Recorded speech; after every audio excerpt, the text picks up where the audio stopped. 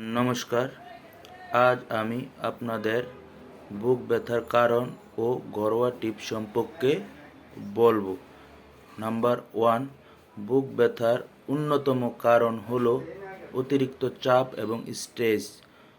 2, অস্বাস্থ্যকর খাদ্য অভ্যাস এবং ওজন বেশি থাকা ও উচ্চ রক্তচাপ।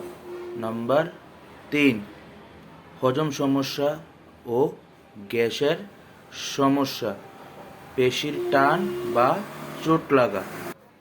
এবং টিপসগুলো হলো, নাম্বার 1, গরম পানিতে হালকা হাত দিয়ে বুকের ব্যথার জায়গায় ম্যাসাজ করুন, এতে আরাম পাবেন।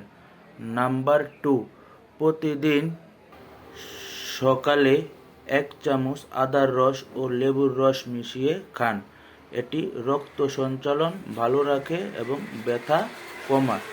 নাম্বার 3, গভীর শ্বাস নিন, ধীরে ধীরে ছাড়ুন, এটা স্ট্রেস কমাতে সাহায্য করে।